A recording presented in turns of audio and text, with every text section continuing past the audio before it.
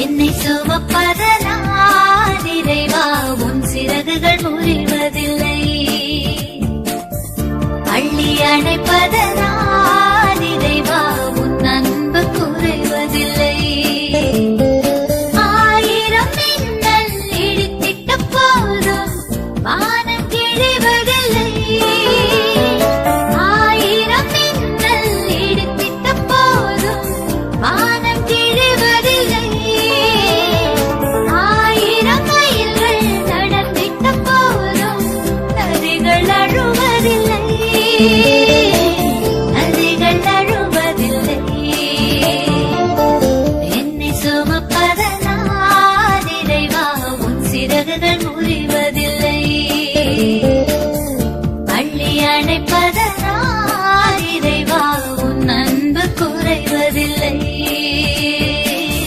அன்பு குறைவதில்லை.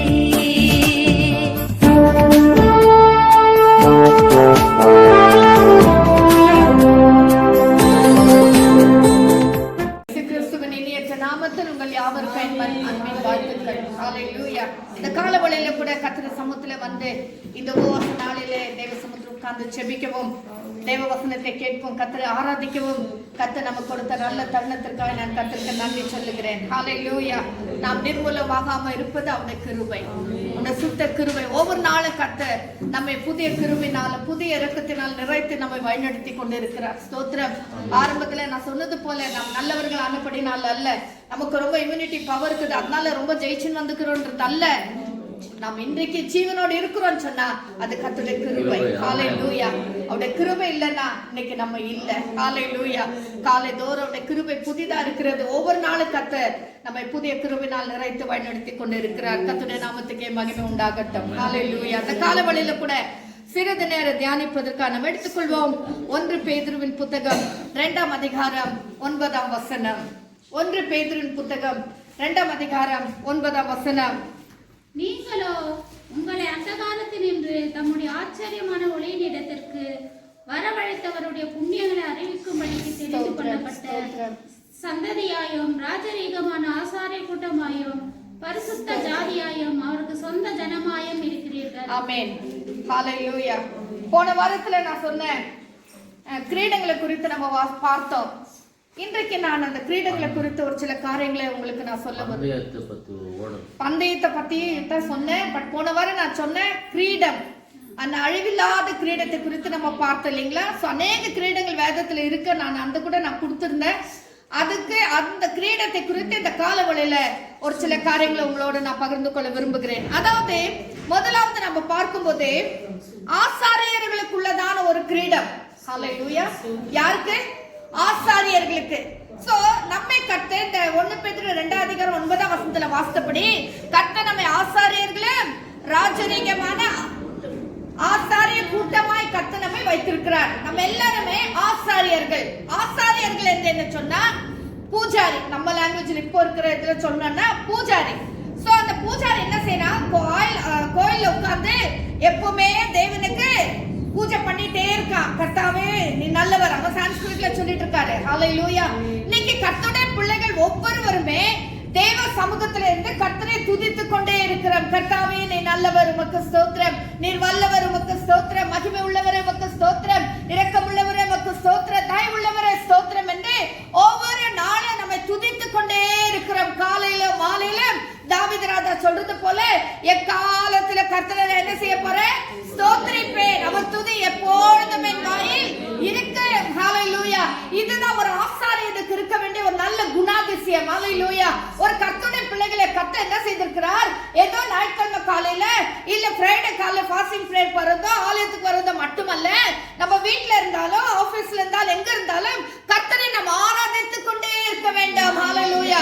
நம்முடைய உள்ளான மனுஷனானவன் அவன் தேவனோடு பேசிக்கொண்டே இருக்க வேண்டும். உன்னத பாட்டு 2ஆம் அதிகாரம் 5ஆம் வசனத்துல வாசிக்கிறோம். நான் நித்திரை பண்ணினேன், என் இதயமோ விழித்திருந்தது. நாம் நித்திரை பண்ணினாலும் சரி, நம்ம வேலை செஞ்சாலும் சரி, ஒருவேளை படிச்சுட்டு இருந்தாலும் கூட சரி, அந்த உள்ளான மனுஷனுக்குள்ள இருந்து தேவனை ஆராதிக்கிற ஆராதனையும் கர்த்தரை துதிக்கிறதான துதியம் எப்பொழுது நமக்குள்ள இருந்து தூபமாக வந்து கொண்டே இருக்க. ஹல்லேலூயா. நாம் எல்லாரும் புதிய ஏற்பாட்டு ஆசாரியர்களா இருக்கிறோம். ஹalleluya. வாசிங்க யாத்ராகமம் 29ஆம் அதிகாரம் 6ஆம் வசனம். The book of Exodus chapter 29 verse 6. விமோச்சன காண்ட 29 வசன.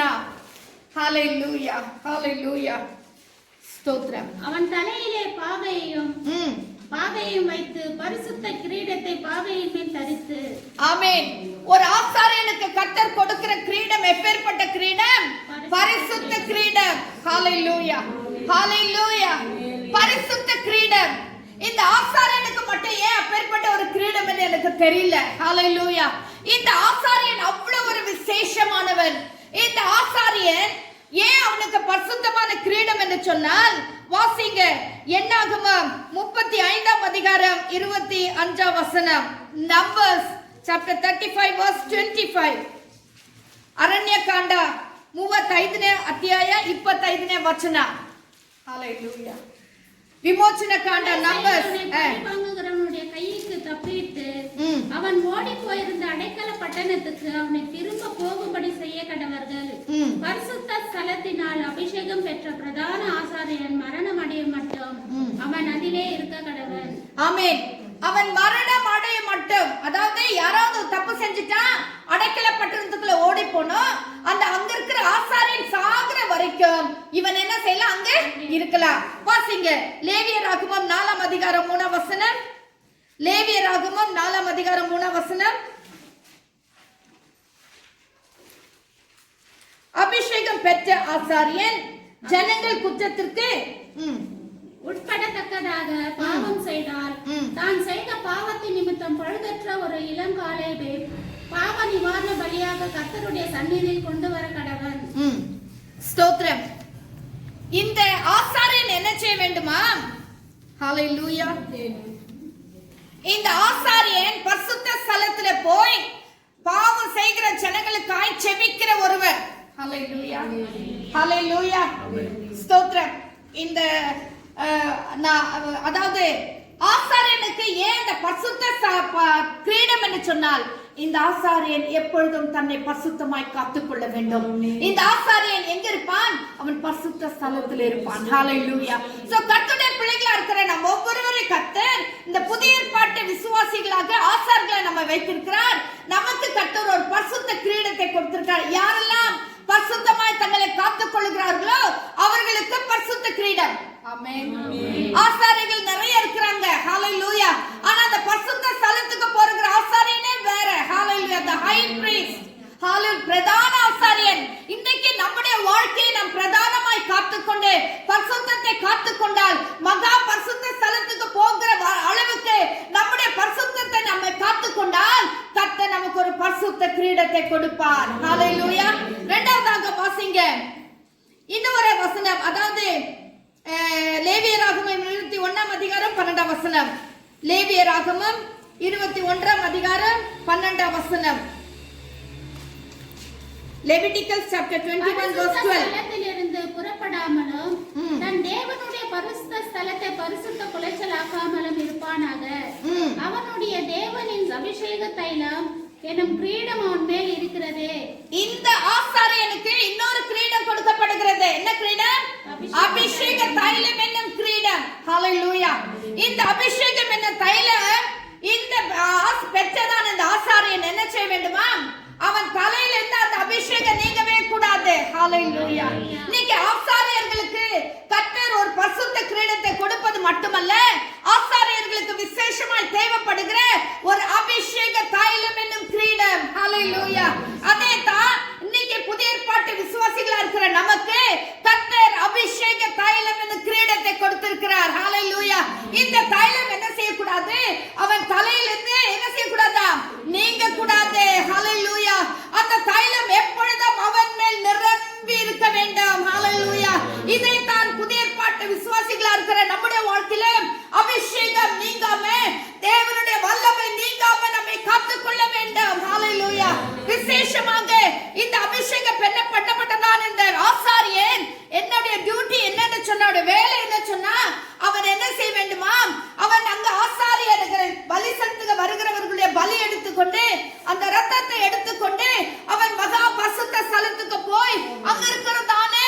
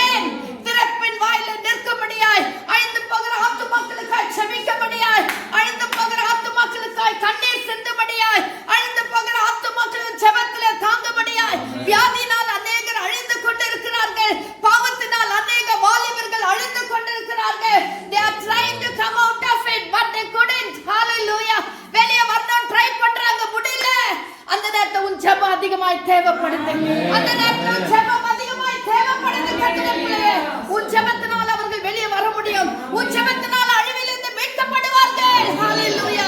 ஏன் உன்னை அபிஷேகித்தார்? ஏன் உன் தலையில கர்த்தர் அபிஷேக தைலம் என்ற கிரீடத்தை வைத்தார் தெரியுமா? நீ அழிந்து போகிற ஆத்துமாக்களுக்காக ஜெபிக்க வேண்டும்.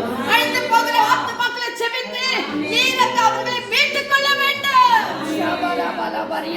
ஹalleluya. ஹalleluya. மீட்டுக் கொள்ளுகிற ஒரு பணியை செய்ய முடியாதா? உன்னை ஆசாரியனாய் கர்த்தர் மாத்தி இருக்கிறார். உனக்கு பரிசுத்த ஒரு கிரீடத்தை கொடுத்திருக்கிறார். உனக்கு அபிஷேக தைலம் என்ற கிரீடத்தை கர்த்தர் கொடுத்திருக்கிறார். ஹalleluya. அருமையான தேவப்பிள்ளைகளே, இந்த நாட்களிலே இந்த தைலம் என்ற அபிஷேகத்தை நாம் வீணாக்காதபடிக்கு தேவ சமூகத்துல காத்திருக்கிற பிள்ளைகளாக மாற்றப்படுவோம். ஹalleluya. ஹalleluya. அடுத்ததாக ஒரு வசனத்தை கூட வாசிங்க. அதாவது வீட்ல போய் நீங்க வாசிங்க. லேவியராகமம் 4ஆம் அதிகாரம் 16ஆம் வசனத்திலிருந்து 18ஆம் வசனம் வரைக்கும் இப்ப நான் சொன்ன காரியம் எல்லாம் அதுல இருக்கு. நீங்க வீட்ல போய் வாசிங்க. ஹalleluya. மூன்றாவதாக வாசிங்க 1 பேதுரு 5ஆம் அதிகாரம் 4ஆம் வசனம். 1 பேதுரு 5ஆம் அதிகாரம் 4ஆம் வசனம். அப்படி செய்தால் பிரதான மேய்ப்பர் வெளிப்படும்போது ஆமென். மகிமையுள்ள வாடாத மகிமையுள்ள வாடாத கிரீடத்தை பெறுவீர்கள். கிரீடம். ஹalleluya. ஒரு மகிமையுள்ள கிரீடத்தை கட்ட வைத்திருக்கிறார். அது வாடாத கிரீடம். அப்படி செய்தால் எப்படி செய்ய வேண்டும்? அதுக்கு முன்ன வசனத்தை வாசிங்க.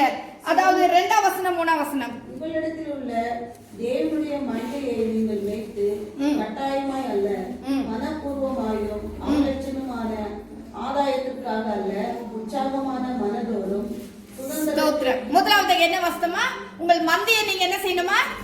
மேய்க்கணும். 2ஆம் வசனம் வாசிங்க. 2ஆம் வசனம் வாசிங்க. உங்களிடத்தில் உள்ள தேவனுடைய மந்தையை நீங்கள் உங்களிடத்தில் உள்ள தேவனுடைய மந்தையை மேய்த்து கட்டாயமாய் அல்ல, ஸ்தோத்திரம், மனப்பூர்வமாய். ஹalleluya. சோ இதுல மந்தையை மேய்க்கணுமா? கர்த்தர் நம்ம கொடுத்திருக்கிற மந்தை என்று சொன்னா வெறும் மேய்ப்பன மந்தைகள் மட்டுமல்ல. ஒருவேளை குடும்பத்தின் தலைவரா இருக்கலாம். அவர் கை கீழ ஒரு 5 பேரை கர்த்தர் கொடுத்திருக்கலாம். இல்ல ஒரு 8 பேரை கர்த்தர் கொடுத்திருக்கலாம். ஆனால் நோவாவை நீங்க பாத்தீங்கன்னு சொன்னா நோவா தன் பேழைக்குள்ள எத்தனை பேர் போனாங்க? 8 பேரோட குடும்பம் முழுவதுமாக. அப்படியானா அந்த தலைவருக்கு நோவாக்கு இருந்ததான ஒரு பொறுப்பை பாருங்க. நான் எப்படி ஜெபம் பண்றேன், நான் போறேன், நான் என் பேழைக்குள்ள போயிடுறேன் இல்ல. அவருக்கு கொடுத்த பொறுப்பு தன் குடும்பத்தை முழுவதுமாக. ஹalleluya. தன் மகன்மார்கள் திருமணம் பண்ணிக்கொள்ள போகிறதான மருமகன்களை கூட அவர் அழைத்து சொல்றாரா? எப்பேற்பட்ட ஒரு நல்ல ஒரு விசுவாசி என்று பாருங்க. இன்னைக்கு கர்த்தருடைய பிள்ளைகளா இருக்கிற நம்ம எப்பேற்பட்டதான ஒரு வேலையை நாம் செய்து கொண்டிருக்கிறோம். எப்படிப்பட்டதான மந்தையை நாம் மேய்த்து கொண்டு இருக்கிறோம். ஹalleluya. மந்தையை மேய்க்கிற பிள்ளைகளாக நாங்கள் இருக்க வேண்டும். இரண்டாவதாக கட்டாயமாய் அல்ல, மனப்பூர்வமாய் செய்ய வேண்டும். ஆண்டவருடைய பார சமூகத்துல வந்தா மனப்பூர்வமாய் செய்ய வேண்டும். வசனத்துல வாசிக்கிறோம், உற்சாகமாய் கொடுக்கிறவனிடத்தில் கர்த்தர் பிரியமாய் இருக்கிறார். ஹalleluya. சோ மனப்பூர்வமாய் செய்யும்போது கர்த்தர் நம்ம மேல் பிரியமாய் இருக்கிறார். ஹalleluya. ஹalleluya. ஆண்டவர் யாரையும் கட்டாயப்படுத்துறது இல்ல. ஆண்டவர் பலவந்த பரலோக ராஜ்யம் பலவந்த பண்ணப்படுகிறது இல்ல என்று சொல்லி வசனத்துல வாசிக்கிறோம். இன்னொரு இடத்துல வாசிக்கிறோம், பலவந்த பண்ணப்படுகிறது என்று சொல்லி. ஹalleluya.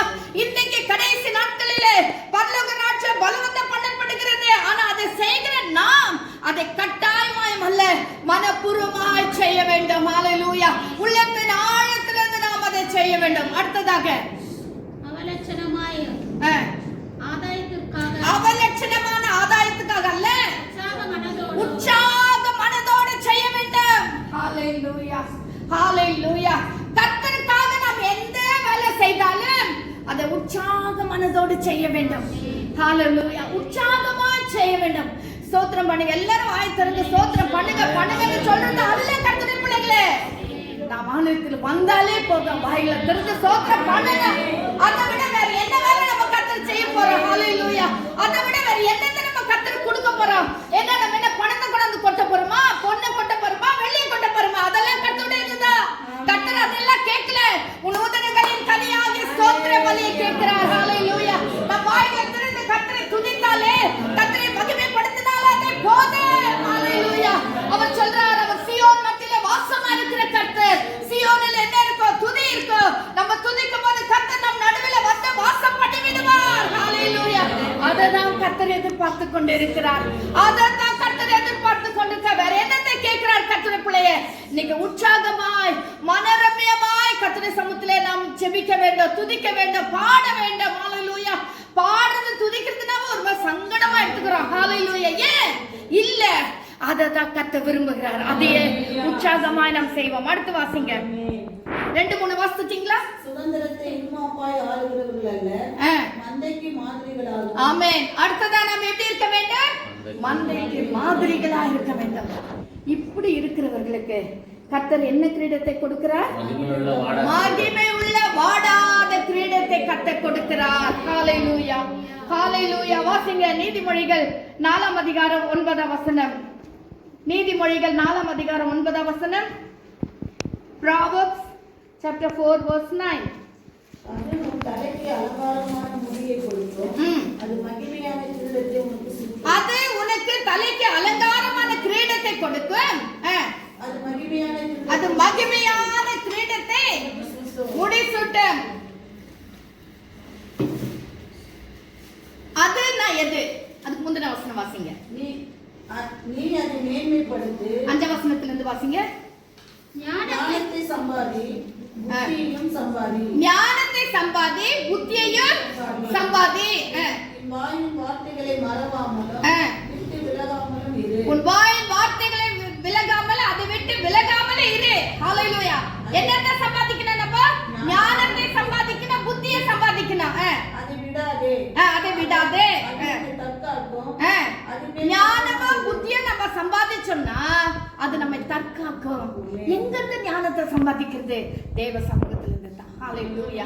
தேவ பிரசன்னத்திலிருந்து தான். கர்த்தருடைய பிள்ளைகளுக்கு தாங்க ஞானம். ஹalleluya. கர்த்தருடைய பிள்ளைகளுக்கு தான் கர்த்தர் ஞானம். ஏன்னா பரிசுத்த ஆவியானவர் நம்ம கூடவே இருப்பார். அவர் பேசிட்டே இருப்பார். அவர் சொல்வார், போதும் பேசாத, இப்படி பேசாத, இப்ப இது தேவையில்லை, அது அப்புறமா பேசு, இது பொறுமையா பேசு, வாய் திறந்துடாத, கத்திடாத, இதை செய்யாத, அதை செய்யாத. ஆவியானவர் சொல்லிக் கொண்டே இருப்பார். ஹalleluya. ஹalleluya. ஆவியானவர் சொன்னா கண்டிப்பா அது நமக்கு நன்மையாக மாறும். ஹalleluya. அடுத்தத வாசிங்க. அப்படியே வாசி, கண்டினியூ பண்ணுங்க. பிரியமாயிரு, அது உன்னை காத்துக்கொள்ளும். ஆமென். அதின்மேல் பிரியமாயிரு, அது உன்னை காத்துக்கொள்ளும். ஞானமே முக்கியம். ஞானத்தை சம்பாதி. என்னத்தை சம்பாதித்தாலும் புத்தியை சம்பாதித்துக்கொள். ஆமென். ஹalleluya.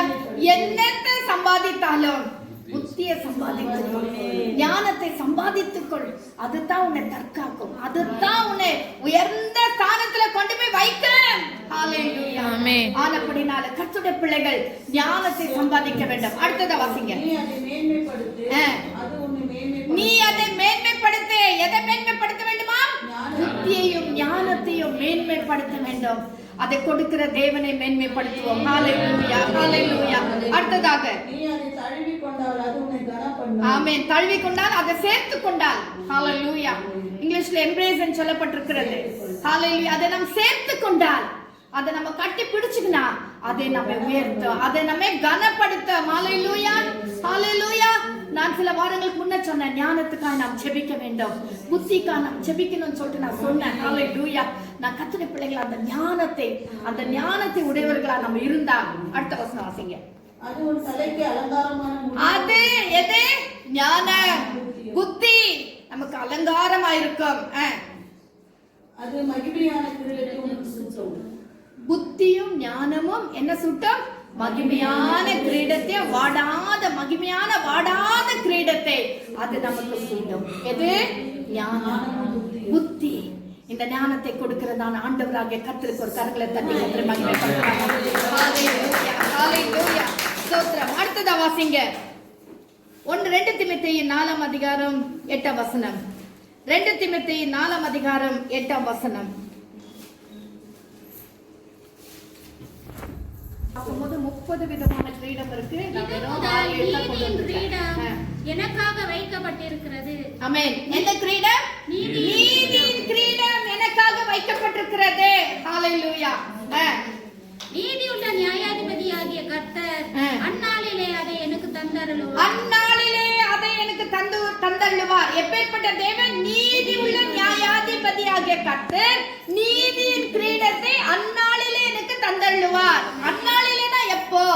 எப்பொழுது தருவார்? 7 வசனத்தை வாசிங்க. நல்ல போராட்டத்தை போராடினேன். ஆமென். ஓட்டத்தை முடித்தேன். நல்ல போராட்டத்தை போராடினேன், ஓட்டத்தை முடித்தேன். விசுவாசத்தை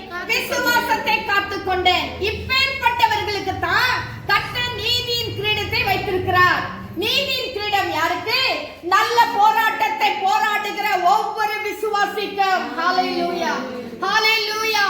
இந்த நீதியின் கிரீடம் அவர் நீதி உள்ள நியாயாதிபதியாக கர்த்தர் அந்நாளில் அது எனக்கு தந்து வரலவர்னா அந்த நீதியின் கிரீடம் யாரெல்லாம் நல்ல போராட்டத்தை போராடுகிறார்களோ ஹalleluya மற்றவர்களை மேற்கொண்டு மற்றவர்களை பொறாமை பேசி மற்றவர்களை எப்படியாவது கவிழ்க்கணும்னு யோசித்தல்ல, நான் எனக்கு வைத்திருக்கிற ஓட்டத்திலே நான் பொறுமையோட ஓட வேண்டும். ஹalleluya நல்ல போராட்டம், ஹalleluya நல்ல போராட்டத்தை போராடி வாசிங்க இல்ல நல்ல போராட்டத்தை போராடினேன், ஓட்டத்தை முடிப்பேன் ஹalleluya நல்ல போராட்டத்தை போராடி கர்த்தர் எனக்கு வைத்திருக்கிற ஓட்டத்தை நான் வெற்றியாய் முடிக்கும் பொழுது ஹalleluya ஹalleluya ஓட்டத்தை முடித்தேன்.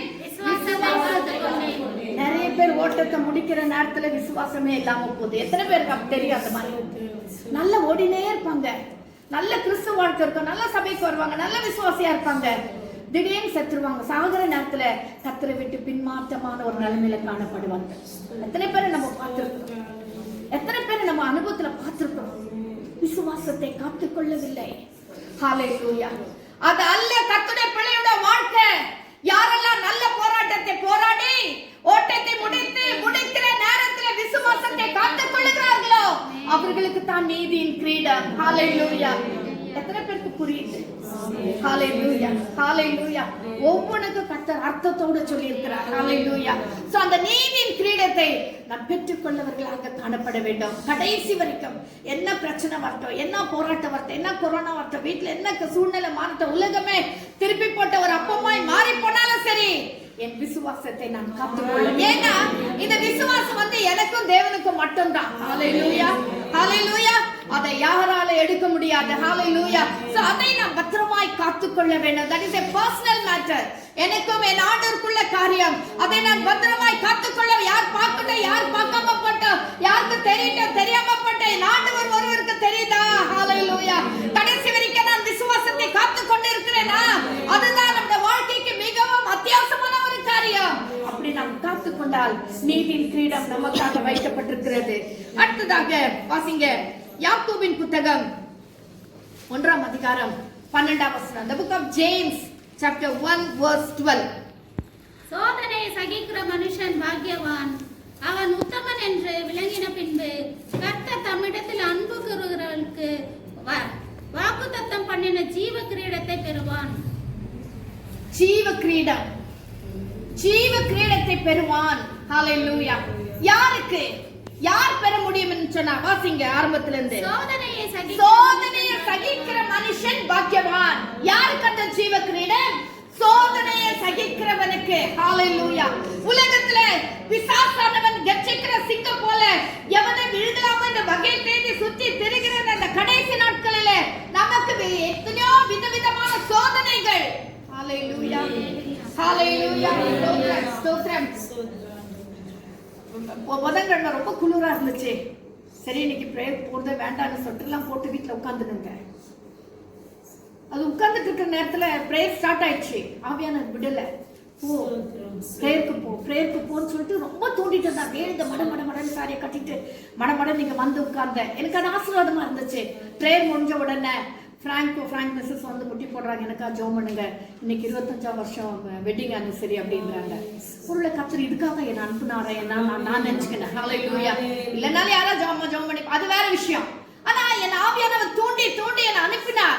நான் வந்தேன். அது எனக்கு ஆசீர்வாதமா இருந்துச்சு, அவர்களுக்கும் அது ஆசீர்வாதமா இருந்தது. ஹalleluya நான் என்ன சொல்றேன்னு சொன்னா விசுவாசத்தை காத்துக் கொள்ளுகிறவர்கள். ஹalleluya அதாவது சோதனை நமக்கு எத்தனையோ விதத்துல வரும். பலவீனம், சோதனை, இக்கட்டான சூழ்நிலைகள் மனசுல சரீரத்துல எல்லா விதத்துல இருக்கும். ஆனாலும் கூட அதை நாம் ஜெயிக்க வேண்டும். சோதனையை சகிக்கிற மனுஷன் பாக்கியவான். ஹalleluya வாசிங்க அடுத்ததாக.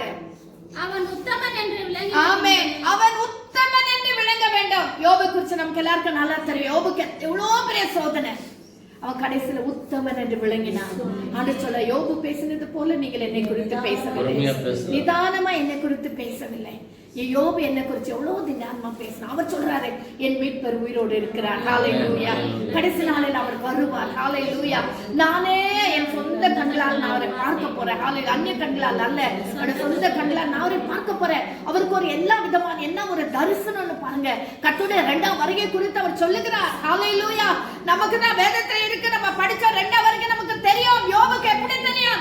இயேசு கிறிஸ்து பிறப்பதற்கு எத்தனை 500 வருஷங்களுக்கு முன்பதாக யோபு வாழ்ந்தவன். அவனுக்கு எப்பேற்பட்ட ஒரு தரிசனம்னு பாருங்க. ஹalleluya. இதுதான் சோதனை சகிக்கிற பிள்ளைகளுக்கு கர்த்தர் கொடுக்கிற ஒரு பெரிய கிருபை. ஹalleluya, ஹalleluya, ஹalleluya. சோதனை சொல்றாரு, நன்மை பெற்ற நாம் தீமை அனுபவிக்க கூடாதா? ஹalleluya. யோபுடைய வைஃப் சொல்றாங்க, ஐயோ எவ்வளவு நாளைக்கு தான் இப்படி நீ கர்த்தரை நம்பி இப்படி இருப்ப, தேவனை தூஷித்து ஜீவனை விடும் என்று சொல்றாங்க. ஆனாலும் யோபு சொல்றாரு, இல்ல, நான் நன்மை பெற்ற நான் தீமையை அனுபவிப்பேன். ஹalleluya. என் தேவன் அறியாம ஒன்றும் என் வாழ்க்கையில வருதில்லை என்ற பெரிய நம்பிக்கை யோபுக்கு இருக்கு. அதே போல தாவீது கூட, நான் உபத்திரப்பட்டது எனக்கு நல்லது, அதனால இந்த பிரமாணங்களை கற்றுக்கொள்கிறேன் என்று சொல்லுகிறார். ஆம், சோதனைகள் நம்முடைய வாழ்க்கையில வரும், வராதுன்னு சொல்லு. உபத்திரவங்களுக்கு, உலகத்துல உபத்திரவங்களுக்கு உண்டு சொல்லி இருக்கிறார். ஆனாலும் திடன் கொள்ளுங்க, நான் உலகத்தை ஜெயித்தேன். ஜெய கிறிஸ்து நம்மோடு கூட இருக்கிறார். அவர் நமக்கு முன்பதாக சொல்லுகிறார். ஹalleluya. யார் நேத்து என்னைக்கு உன்னை யாரும் ஜெபம் பண்ணாங்க, ஆண்டவரே உண்மை தாக்கித்தான் எங்களுக்கு வர்ணம் கட்டாவே, நீர் இல்லாம எங்களுக்கு எதுவும் தாக்க போறதில்லைன்னு சொல்லி வெட்னஸ்டே பிரேயர்ல எப்போ யாரும் ஜெபம் பண்ணாங்க. ஆமா, கர்த்தருடைய பிள்ளைகளை தாக்கணும்னு சொன்னா முதலாவது ஆண்டவரை தாக்க வேண்டும். ஏன்? அவர் நமக்கு முன்பதாக இருக்கிறார். ஹalleluya. நான் உங்களுக்கு முன்பதாக போய் கோடலானவைகள் எல்லாம் நான் செவையாக்குவேன் சொல்லி இருக்கிறார் அல்லவா? நம்முடைய பாதையில் அவர் தான் போயிட்டு இருக்காருங்க. எதனா கொரோனா வரணும்னா ஃபர்ஸ்ட் அவரை தான் தாக்க வேண்டும். ஹalleluya. தாக்க முடியுமா? முடியவே முடியாது. ஹalleluya. நம்ம ஆண்டவர் ஜீவனுள்ளவர், அவர் சர்வ வல்லமையுள்ள தேவனாகிய கர்த்தர். ஹalleluya. அவரை தாக்கிட்டு நம்மை வரவே வராது. ஹalleluya. அவருடைய கிருபை என்னாலும் நம்மோடு கூட இருக்கிறது. ஹalleluya. சோதனை சகிக்கிற மனுஷன் பாக்கியவான், அவன் உத்தமன் என்று விளங்கின பின்பு கர்த்தர் தமிழத்தில் அன்பு கூறுகிறவர்களுக்கு பாருங்க, எப்ப கர்த்தர் அன்பு கூறுவாருன்னா சோதனை சகிக்க வேண்டும், இரண்டாவதாக உத்தமர் என்று விளங்க பண்ணப்பட வேண்டும். ஹalleluya. உத்தமமான பிள்ளை, ஓ ஸ்தோத்திரம், ரைச்சஸ் பீப்புள், உத்தமமான பிள்ளைகள் என்று நாம் விளங்கின பின்பு தான் கர்த்தர் தமிழத்தில் அன்பு கூறுகிறவர்களுக்கு. ஹalleluya. அப்பதான் கர்த்தர் நம்மிடத்துல அன்பு கூறுவாராம். சும்மா சும்மா கர்த்தர் நம்ம நேசிக்க மாட்டார். ஹalleluya. நம்ம வீட்டுல கூட அப்படித்தானே சரி, ஐயோ எவ்வளோ பலவீனம் வந்துச்சு, எவ்வளோ காயம் வந்துச்சு, ஆனாலும் எப்படி தாங்கிக்கிச்சுப்பா புள்ளன்னு சொல்லிட்டு நம்ம அரவணைச்சிக்க மாட்டோமா? ஐயோ எங்க ஸ்டீவ்க்கு அப்படிதான், அந்த ஆயில் பட்ட டைம்ல அவன் பெரிய காயம் எங்க எல்லாருக்கும் தெரியும். ஆனாலும் அந்த புள்ள எரியுதுன்னு சொல்லல, நோதுன்னு சொல்லல, எதுவுமே அந்த புள்ள சொல்லவே இல்லை. அது அப்படியே தாங்கிக்கிச்சியா இல்ல அவனுக்கு வரலையா என்னன்னே தெரியல. அதுதான் அப்படி தாங்கி கொள்ளுகிற பிள்ளைகளை நம்ம எவ்வளவு அரவணைச்சுக்கோ இல்லையா, எவ்வளவு நம்ம கட்டி பிடிச்சிக்கோ. இப்ப கூட இந்த வீடெல்லாம் ஷிஃப்ட் பண்ணி ஃப்ளோரிங் எல்லாம் போடுற நேரத்துல கூட திடீர்னு டேபிள் எடுக்கிறப்போ டேபிள்ல ஒரு லெக் உடஞ்சி அதை கால் மேல விழுந்து அப்படியே கிரிக்குச்சு. அப்படியே கீறி கொஞ்சம் ரத்தம் கூட வர ஆரம்பிச்சிச்சு. ஆனாலும் அந்த பிள்ளை பரவாயில்ல மம்மி, நான் எடுத்துறேன் அந்த பிள்ளை நினைக்கும் போது நிச்சயமாகவே ஆண்டவருடைய கிருபை தான் அதிகமா அந்த பிள்ளை மேல இருக்கு. ஹalleluya. அப்ப அந்த மாதிரி தாங்கி கொள்ளுகிறதானே, யாரெல்லாம் தாங்கி கொள்ளுகிறார்களோ, முறுமுறுக்காம, நமக்கு சின்ன பிரச்சனை வந்துட்டு உடனே நம்ம அதிகமாய் கத்துற முறுமுறுக்கிறோம், அதை நம்ம செய்யக்கூடாது. பிரச்சனை வர நேரத்துல நாம் தாங்கி கொள்ள வேண்டும். ஹalleluya. தாங்கி கொள்ளுகிற பிள்ளைகளுக்கு கர்த்தர் அன்பு கூறுகிறார். அவர் நம்ம நேசமா இருப்பார். ஹalleluya. ஐயோ என் மகன் எவ்வளோ தாங்கிக்கிறாப்பா, என் மகள் எவ்வளோ தாங்கிக்கிறாங்கன்னு சொல்லி கர்த்தர் நம்ம பிரியமா இருப்பார். அப்பேற்பட்டவர்களுக்கு தான் கர்த்தர் வாக்குத்தத்தம் பண்ணின ஜீவ கிரீடத்தை பெறுவான். ஹalleluya. ஹalleluya. கர்த்தர் சும்மா சும்மா கிரீடத்தை தூக்கி கொடுத்துட மாட்டாரு. அவங்களுக்கு கர்த்தர் என்ன அழகான கிரீடத்தை வைத்திருக்கிறார் பாருங்க. ஜீவ கிரீடத்தை பெறுவான் வேண்டுமானால் சோதனையை நாம் சகிக்க வேண்டும். ஹalleluya. உத்தமர் என்று விளங்கப்பட வேண்டும். அப்போதான் தேவன் நம்மிடத்தில் அன்பு கூறுவார். ஹalleluya. வெளிப்படுத்தல் 2ஆம் அதிகாரம், Revelation chapter 2 verse 10. Revelation chapter 2 verse 10. படப்போகிற பாடுகளை குறித்து எவ்வளவும் பயப்படாதே. இதோ நீங்கள் சோதிக்கப்படும் பொருட்டாக பிசாசானவன் உங்களில் சிலரை காவலில் போடுவான். 10 நாள் உபத்திரவப்படுவீர்கள். ஆகிலும் நீ மரண பரியந்தம் உண்மையாயிரு, அப்பொழுது ஜீவ கிரீடத்தை உனக்கு தருவேன். ஹalleluya. ஸ்தோத்திரம், ஸ்தோத்திரம். முதலிருந்து வாசிங்க. நீ படப்போகிற பாடுகளை குறித்து எவ்வளவும் பயப்படாதே. ஹalleluya. பட மாட்டேன்னு கர்த்தர் சொல்லல, நீ பட போகிற பாடுகள். பாடுகள் நமக்கு நிச்சயம் உண்டு, அதை நம்ம படத்தான் போறோம். ஆனா அந்த பாடுகளை குறித்து நீ எப்படி என்ன செய்யக்கூடாது, எவ்வளவு பயப்படாது.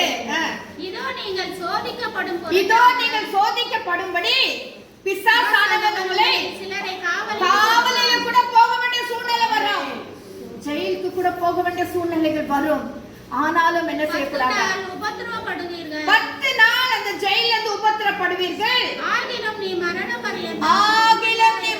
பரியந்த உண்மையா இருந்தால் அப்பொழுது ஜீவ கிரீடத்தை பெறுவாய். ஹalleluya. என் அருமையான வார்த்தைகள் என்று பாருங்க. உபத்திரப்படுவீர்கள், ஆனாலும் நீங்கள் என்ன செய்யணுமா, நீங்க பயப்படாம அதை தாங்கிக் கொள்ள வேண்டும். ஹalleluya. 10 நாள் தான், தாசி நாள் இல்ல, 10 நாள் தான் உபத்திரப்படுவீர்கள். ஆனாலும் நீங்கள் மரண பரியந்த உண்மையா இருந்தா ஜீவ கிரீடத்தை பெறுவீர்கள். அடுத்ததா வாசிங்க. போன வாரம் நம்ம கேட்ட செய்தி 1 கொரிந்தியர் 9 அதிகாரம் 25 வசனம்.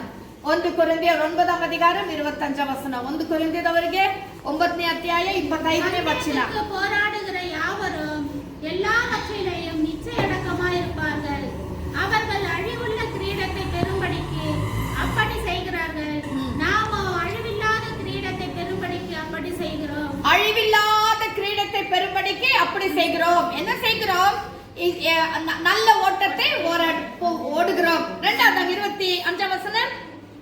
அதுதானே வாசிங்க. 25 வசனம். பந்தயத்திற்கு போராடுகிற யாவரும் எல்லாவற்றிலேயும் இச்சை அடக்கம் உள்ளவர்களாய் இருப்பார்கள். சோ யாரெல்லாம் பந்தயத்துல ஓடிக்கொண்டு இச்சை அடக்கம் உள்ளவர்களாய் இருக்கிறார்களோ அவர்களுக்கு கர்த்தர் அழிவில்லாத கிரீடத்தை கொடுப்பார். ஹalleluya. அடுத்ததா வாசிங்க. 1 தெசலோனிக்கேயர் 2 அதிகாரம் 19 வசனம். 2 தெசலோனிக்கேயர் 1 Thessalonians chapter 2 verse 19. எங்களுக்கு நம்பிக்கையும் சந்தோஷமும் மகிழ்ச்சியின் கிரீடமுமாய் இருப்பவர்கள் யார்? நம்முடைய கர்த்தராகிய இயேசு கிறிஸ்து வரும்போது அவருடைய சன்னிதானத்திலே நீங்கள் அல்லவா அப்படி இருப்பீர்கள். ஆமென். இங்க நம்ம ஒரு இன்டைரக்டா சொல்ற ஒரு வசனம் வாசிங்க. திருப்பி வாசிங்க. எங்களுக்கு நம்பிக்கையும் சந்தோஷமும் மகிழ்ச்சியின் கிரீடமுமாய் இருப்பவர்கள் யார்? நம்முடைய கர்த்தராகிய இயேசு கிறிஸ்து வரும்போது அவருடைய சன்னிதானத்திலே நீங்கள் அல்லவா அப்படி இருப்பீர்கள். அவர் வரும்பொழுது நீங்கள் அல்லவா அப்படி இருப்பீர்கள். யார் அவர்கள்? நாம் ஆதாயப்படுத்துகிறதான ஆத்துமாக்கள். அப்போஸ்தலனாகிய பவுல் சொல்லுகிறார், அவர் வரும்போது நீங்கள் அல்லவா அப்படி இருப்பீர்கள். எப்படி இருப்பாங்க? மகிழ்ச்சியின் கிரீடமாய் இருப்பீர்கள். மகிழ்ச்சியின் கிரீடமாய் இருப்பீர்கள் என்று யாரு சொல்றாருன்னா, the soul winners. யார் எந்த ஆத்துமாக்களை நம்ம ஆதாயப்படுத்தினோமோ அவர்கள் தான் நமக்கு ஒரு கிரீடமாய் இருப்பார்கள். ஆத்துமா ஆதாயம் பண்ணுகிறவர்களுக்கு கர்த்தர் மகிழ்ச்சியின் கிரீடத்தை வைத்திருக்கிறார். ஹalleluya. வாசிங்க. பிலிப்பியர் 4 அதிகாரம் 1 வசனம். Philippians chapter 4 verse 1. ஆதலால் எனக்கு பிரியமும் வாஞ்சையுமான சகோதரரே, எனக்கு சந்தோஷமும் கிரீடமுமானவர்களே. எனக்கு சந்தோஷமும் கிரீடமும் ஆனவர்களே. யாரை குறித்து சொல்லுகிறார்? வாசிங்க. பிரியமானவர்களே, இந்தபடியே கர்த்தருக்குள் நிலைத்திருங்கள். ஆமென். அதாவது விசுவாசிகள் தாம் ஆதாயப்படுத்தினான ஜனங்களை பார்த்து அவர் சொல்லுகிறார், சந்தோஷமும் மகிழ்ச்சியுமான கிரீடம். யாரெல்லாம் ஆத்துமாக்களை ஆதாயப்படுத்துகிறார்களோ அவர்களுக்கு கர்த்தர் மகிழ்ச்சியின் கிரீடத்தை கொடுக்கிறார், சந்தோஷத்தின் கிரீடத்தை கொடுக்கிறார். அடுத்ததா வாசிங்க. சங்கீதம் 8 அதிகாரம் 5 வசனம். சங்கீதம் 8 அதிகாரம் 5 வசனம். Psalms chapter 8 verse 5. நீர் அவனை தேவதூதரிலும் சற்று சிறியவனாக்கினீர், மகிமையினாலும் கனத்தினாலும் அவனை முடிசூட்டினீர். நீர் அவனை தேவதூதரிலும் சற்று சிறியவனாக்கினீர், மகிமையினாலும் கனத்தினாலும் அவனை முடிசூட்டினீர். முடிசூட்டுறதுன்னா கிரவுனிங், அதுக்கு ஒரு கிரீடம். சோ மகிமையான ஒரு கிரீடம், மகிமையும் கனமும். வாசிங்க. மகிமையினாலும் மகிமையினாலும் கனத்தினால் அவனை முடிசூட்டினீர். சோ என்ன கிரீடம் இது? மகிமையான கிரீடம், கனத்துக்கு கனத்துக்குரிய கிரீடம். ஹalleluya. glory and honor. hallelujah. அப்பேற்பட்ட ஒரு கிரீடத்தை கர்த்தர் நமக்கு தந்திருக்கிறார். யாருக்கு? மனுஷ தேவ தூதரிலும் சற்று சிறியவனாக்கினதான நமக்கு. hallelujah. hallelujah. இது எதை காட்டுகிறது என்று சொன்னால், தேவ தூதர்கள் வானத்தில் இருக்கிறார்கள், சற்று சிறியவர்களாக நம்மை கர்த்தர் பூமியில வைத்திருக்கிறார். ஹalleluya. இந்த பூமியில இருக்கிறதான கர்த்தருடைய பிள்ளைகளாக வானத்துல தேவ தூதர்கள் அவரை போற்றி பாடிக்கொண்டிருக்கிறார்கள். ஹalleluya. சற்று சிறியவர்களாக்கினதான நம்மை இந்த பூலோகத்துல வைத்திருக்கிறார். நாம் என்ன செய்ய வேண்டும்? ஓயாமல் கர்த்தரை பாடி மகிமைப்படுத்தும் போது, தேவனை கனம் பண்ணும் போது, தேவனை ஆராதிக்கும் போது, தேவனை நம்ம இன்னும் ஏற்றி பிடிக்கும் போது, கர்த்தரையே மகிமைப்படுத்தும் போது, கர்த்தர் நமக்கு மகிமையினால கனத்தினால நம்மை முடிசூட்டுகிறார். ஹalleluya. அந்த ஒரு கிரீடத்தை கர்த்தர் வைத்திருக்கிறார். வாசிங்க, நான் அநேக கிரீடம் நான் சொன்னேன், 30 கிரீடங்கள் வேதத்துல சொல்லப்பட்டிருக்கு. அதை எடுத்து உங்களுக்கு எல்லாம் போரட்சிடும். இப்ப வேண்டாம், இதோட நான் முடிக்கிறேன். வாசிங்க, வெளிப்படுத்தல் 4ஆம் அதிகாரம் 4ஆம் வசனம். வெளிப்படுத்தல் 4ஆம் அதிகாரம் 4ஆம் வசனம். ஹalleluya. அந்த சிங்காசனத்தை சூழ 24 சிங்காசனங்கள் இருந்தன. 24 மூப்பர்கள் வெண்வஸ்திரம் தரித்து தங்கள் சிரசுகளில் பொன்முடி சூடி அந்த சிங்காசனங்களின் மேல் உட்கார்ந்திருக்க கண்டேன். ஆமென். எப்படி இருந்தாங்க? சிங்காசனத்துல பொன்முடி சூடினவர்களாக சிங்காசனத்துல உட்கார்ந்து கொண்டிருந்தார்கள். யாரே? மூப்பர்கள். ஹalleluya. இப்ப கீழே வாசிங்க, 10ஆம் வசனம் வாசிங்க. 24 மூப்பர்களும் சிங்காசனத்தின் மேல் வீற்றிருக்கிறவருக்கு முன்பாக வணக்கமாய் விழுந்து சதா காலங்களிலும் உயிரோடு இருக்கிறவரை தொழுது கொண்டு தங்கள் கிரீடங்களை சிங்காசனத்திற்கு முன்பாக வைத்து 24 மூப்பர்கள் எப்பேற்பட்ட கிரீடத்தை வைத்திருந்தாங்க நமக்கு தெரியாது. ஆனா 24 மூப்பர்களை ஒவ்வொரு கிரீடத்தை வைத்திருந்தார்கள். அவர்கள் எப்பேற்பட்ட கிரீடத்தை வைத்திருந்தார்கள் தெரியல. ஒருவேளை இன்னைக்கு நம்ம பார்த்ததான ஒரு கிரீடம் அவர்களுக்கு கொடுக்கப்பட்டதோ என்னவோ நமக்கு தெரியாது. ஆனா ஒண்ணு மட்டும் நிச்சயம், அவருடைய சமூகத்தில் இருக்கிற எல்லாருக்கும் கர்த்தர் கிரீடத்தை கொடுக்கிறார். ஹalleluya. அந்த கிரீடம் பேஸ்ட் ஆன் நம்முடைய செயல்கள், நம்முடையதான விசுவாசம், நம்முடைய ஜெபம், நம்முடையதான இன்னைக்கு நம்ம என்ன பார்த்தோம்? 7-8 விதமான கிரீடங்களை குறித்து நம்ம பார்த்தோம். இந்த 8ல நாம் எதை பெற்றுக் கொள்ளுகிறவர்களா இருக்கிறோம்? எப்படி நம்முடைய வாழ்க்கை ஓடிக்கொண்டிருக்கிறது? நம்ம எல்லாரும் எழுந்து நிற்போம், ஜெபத்துல வரலாம். ஹalleluya. கர்த்தர் நம்ம எல்லாருக்குமே கிரீடத்தை வைத்திருக்கிறார். ஹalleluya. ஹalleluya. ஹalleluya. ஸ்தோத்திரம். விசேஷமாக ஆசாரியனுக்குள்ளதான கிரீடம். ஹalleluya. ஹalleluya. ஸ்தோத்திரம். ஸ்தோத்திரம். பரிசுத்த கிரீடம், அபிஷேக தைலம் என்னும் கிரீடம். ஹalleluya. மகிமையின் கிரீடம். ஸ்தோத்திரம். நீதியின் கிரீடம், ஜீவ கிரீடம். எத்தனை கிரீடம் பாருங்க, அழிவில்லாத கிரீடம். ஹalleluya. ஹalleluya. ஆத்தும ஆதாயம் பண்ணுகிற மகிழ்ச்சியின் கிரீடம். ஸ்தோத்திரம். ஸ்தோத்திரம். அருமையான கர்த்தருடைய பிள்ளைகளே, இன்றைக்கு நம்முடைய வாழ்க்கையில எந்த கிரீடத்தை பெற்றுக்கொள்ள நாம் தகுதி உள்ளவர்களா இருக்கிறோம்? எப்படி நம்முடைய ஆவிக்குரிய வாழ்க்கை ஓடிக்கொண்டிருக்கிறது? நாம் கர்த்தருக்கு முன்பதாக எப்படி நம்முடைய பரிசுத்த வாழ்க்கையை காத்துக் கொண்டிருக்கிறோம்? ஆசாரியர்களும் ராஜாக்களும் ராஜரீகமான ஆசாரிய கூட்டமாய் கர்த்தர் நம்மை தெரிந்து கொண்டாரே. ஹalleluya. நீங்கள் என்னை தெரிந்து கொள்ளவில்லை, நான் உங்களை தெரிந்து கொண்டேன் என்று யோவான் 15ஆம் அதிகாரம் 16ஆம் வசனத்துல வாசிக்கிறோமே. கர்த்தர் நம்மை தெரிந்து கொண்டு இருக்கிறாரே. ஹalleluya. ஆசாரியர்களா கர்த்தர் நம்மை தெரிந்து கொண்டு இருக்கிறார்களே. 24 மணி நேரம் என் ஆண்டவரை ஆராதிக்கும்படி, என் ஆண்டவரை மகிமைப்படுத்தும்படி, என் ஆண்டவரை தொழுது கொள்ளும்படி, என் ஆண்டவருடைய சமூகத்திலே தூபம் ஸ்தோத்திரம் என்ற தூபத்தை ஏறெடுக்கும்படி. ஹalleluya. ஆசரிப்பு கூடாரத்திலே கொஞ்ச நேரம் கூட விளக்கு அணையாதபடிக்கு அந்த விளக்கை எரிந்து கொண்டே இருக்க வேண்டும் என்று சொல்லி மோசேக்கு கர்த்தர் கட்டளையிட்டு இருந்தார். ஹalleluya. ஹalleluya. ஹalleluya.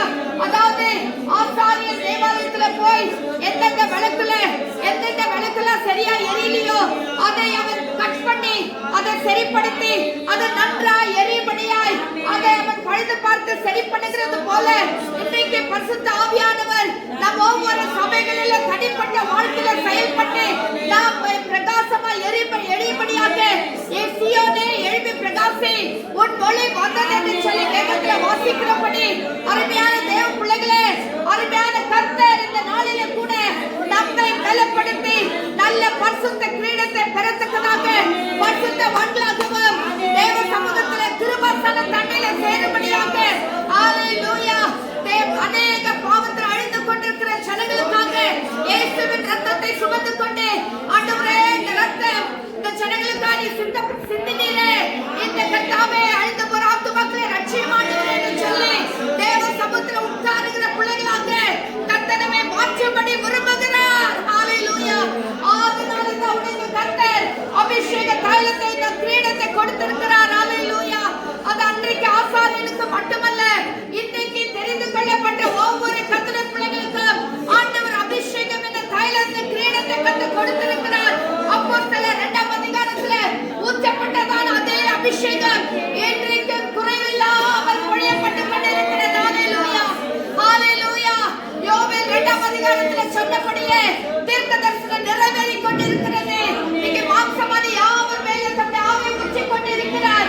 ஒருமையான கர்த்தருடைய பிள்ளையே, உன் மேல கூட கர்த்தர் ஊற்றிக் கொண்டிருக்கிறார். ஒரு புதிய கிருபையை ஊற்ற விரும்புகிறார். ஒரு புதிய மகிமை உன் மேல் ஊற்ற விரும்புகிறார். ஒரு புதிய ஆசீர்வாதங்களை உனக்கு கொடுக்க விரும்புகிறார். நீ எந்த இடத்துல இருந்தாலும் சரி, இந்த செய்தியை கேட்டுக் கொண்டிருக்கிற என் அருமையான கர்த்தருடைய பிள்ளைகளே, உங்கள் வீடுகளில் இருந்து நீங்கள் கேட்பீர்களானாலும், உங்கள் கிச்சன்ல இருந்து நீங்கள் கேட்பீர்களானாலும், கர்த்தருடைய மகிமை அந்த இடத்துல உங்களை நிரப்பும். கர்த்தருடைய மகிமை அந்த இடத்துல உங்களை ஆட்கொள்ளும். ஹalleluya. என் ஆவியானவர் எவ்விடத்துக்கு வந்து கிரியை செய்து தம்முடைய பிள்ளைகளை வாஞ்சை நிறைவேற்றுகிற கர்த்தர். ஹalleluya. ஒருவேளை வியாதியின் படுக்கையில் இருந்து நீங்கள் துக்கத்தோடு பாரத்தோடு ஜெபித்துக் கொண்டு இருக்கிறீர்களா?